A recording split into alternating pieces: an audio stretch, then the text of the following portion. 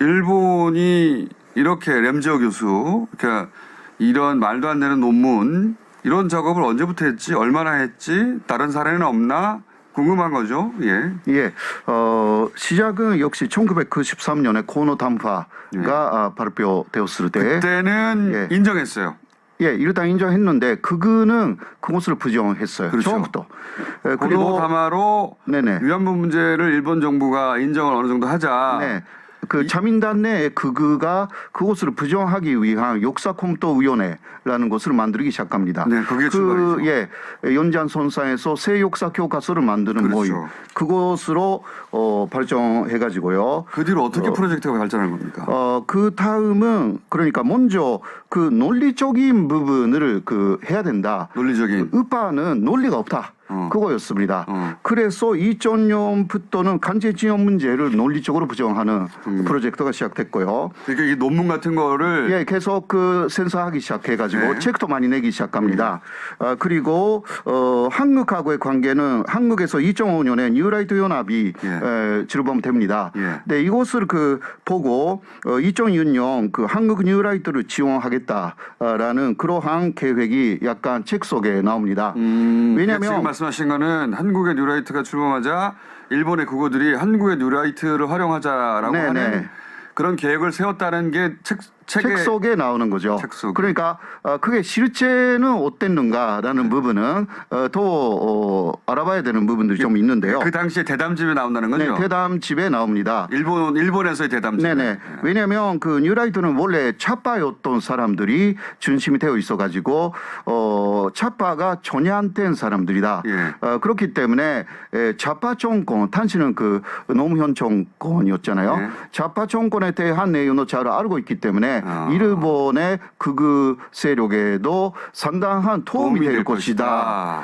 그러니까 당시 한나라당이나 그러한 보수 세력은 오히려 기대할 수가 없다. 그게 극우 쪽의 생각이었습니다. 일본 극우의 판단은 당시 2006년의 판단은 한국의 뉴라이트의 출범을 보고 진보적인 네네. 과거 이력을 네. 갖고 있으니 그쪽 진영을 더 잘 공격할 것이다. 네네. 네, 그렇게 생각해서 예. 뉴라이트와 손을 잡아야 되겠다고 하는 일본 극우들끼리의 대담이 예. 대담집으로 나온 게 있다는 예, 거죠. 그런 것입니다.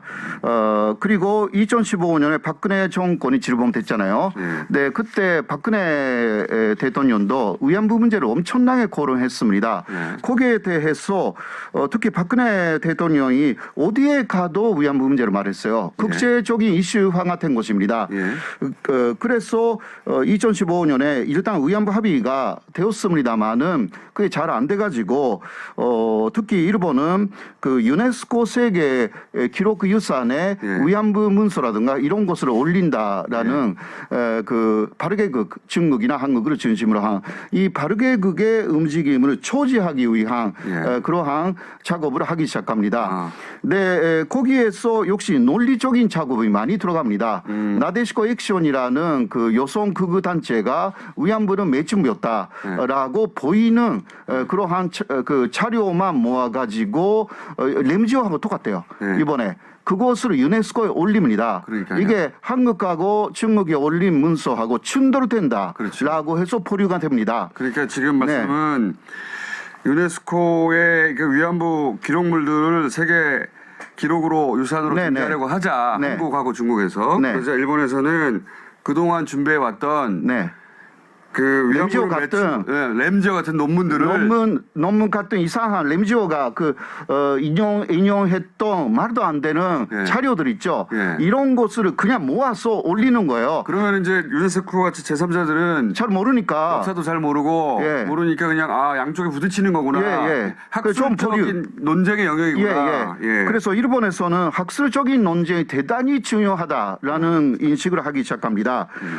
그렇게 해서 2018년에는요, 산케이신문이 지원해가지고 마이클 용라는 미국의 저널리스트가 역시 위안부는 거짓말이다라는 책을 일본하고 미국에서 냅니다. 네, 그 다음에 흐름으로 2019년에 낸 거죠, 사실은. 다 지원해주는 거죠. 산케이신문이 처음부터 그러니까 코노 담화를 부정할 때부터 산케이신문이 사실 완전히 깊숙이 관여하고 있습니다. 그리고 이번에 네. 램지어도 산케이가 소개한 거 아닙니까? 그렇죠. 기사화한 거 예, 아닙니까? 기사 예. 상계의 기사가 2개만 나왔고요. 예. 다른 데서는 무시하고 있죠. 일본에서는. 예. 네네. 그리고 뉴라이트 말씀하셨는데 이 램지어 교수를 한국에서 램지어 교수 말이 맞다라고 혹은 일리가 있다라고 지지 성명 낸 분들이 다 뉴라이트. 거의 뉴라이트이고요. 그리고 일본에서도 그러한 계열의 사람들이 역시 미국의 성명서를 냈습니다. 그 사람들은 1993년에 고노타마를 부정해 왔던 그런 그룹이 있어요. 그런 그룹이 똑같은 시기에 램지어를 지지하는 성명서를 미국에 보냈습니다. 예, 그러한 움직임이 쭉 있고요. 그러니까 반일 전적주의도 그러한 흐름 속에서 나온 책이라고 볼 수가 있습니다. 그러니까 이제 일본에서는 일본 자신의 입으로 주장하면 당사자이기 때문에 신빙성을 좀 의심받을 수 있으니까 예를 들면 램지어처럼 하버드대 교수 네. 또는 한국에서 반일 종족주의 네네네. 또는 뭐 프랑스의 혹은 독일의 무슨 학술지에 이런 논문이 실리게 네네. 이렇게 해서 나중에 이런 논란이 생기면 봐라 제3자들도 이런 얘기 하지 않느냐 이렇게 네, 궁극적인 그 사람들의 목표는 1998년에 유엔에서 나온 여러 가지 문서들이 위안부 문제는 손노의 문제다. 그때 결론 냈습니다. 이미 냈죠. 예, 그러니까 유엔의 그러한 견해를 바꾸는데 그 사람들의 기본적인 목표가 있습니다.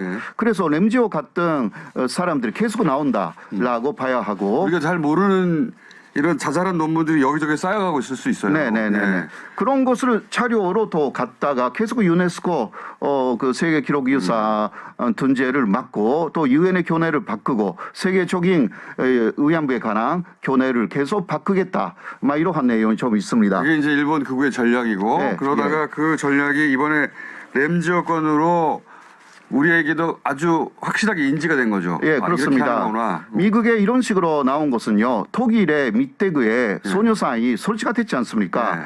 그때 독일의 지식인들이 엄청난 공헌을 했습니다. 그게 미국의 지금 영향이 아주 큽니다. 그러니까 오히려 일본이 하면 할수록 현재 상황에서는 위안부 문제는 일본에 불리하게 국제적으로도 움직이고 있다. 그렇게 볼 수가 있습니다. 그게 이 램지어 교수건 같은 거를 아는 순간 우리가 적극적으로 대응하고 강력하게 반박하고 하니까 이렇게 된 거죠. 역전된 거죠. 국제적 여론이 조금씩 역전된 건데 그동안 그럼 우리가 모르는 사이에 이렇게 작업해온 것들은 없었을까? 다 찾아봐야 된다고 봅니다. 예, 이게 찾아보는 작업의 의리도 시작이고요. 그리고 의리 쪽에서도 한 사람만 했을 리가 없거든요. 예. 굉장히 많이 있을 겁니다. 램지어도 개명 계속 나오지 않습니까? 이미 이번에는 위안부 때문에 처음 알았는데 이미 과거로부터 쭉 해왔더라고요. 예. 그러니까 간제 지원 문제에서도 이러한 부분들이 많이 퍼져 있을 것이고요. 아직 수명 위에 많이 올라오지 않았다. 국제적으로는요. 그렇게 볼 수가 있는 것 뿐이고 일본은 굉장히 반대한 작업을 하고 있고 그 뒤에는 일본 전무가 있습니다. 일본 전무가 일부가 있겠죠, 특히. 위안부에 대해서는 일본 정부의 공식 견해는 손노예가 아니다. 거기까지 말합니다. 그러나 그거는 더 나아가서 매춘부였다. 이게 일본 정부가 연결되어 있는 그러한 내용을 볼 수가 있습니다. 제3의 램지어 논문들을 찾아내야 돼요. 그리고 한국 쪽에서도 국제적인 학술지에 위안부 문제라든가 간제 지원 문제를 실어야 합니다. 간제 지원 문제도 유엔 인권위의 이 의원이라는 사람이 가가지고 전혀 문제는 없었다는 식의 소논문을 발표하기도 했잖아요. 끝났습니다.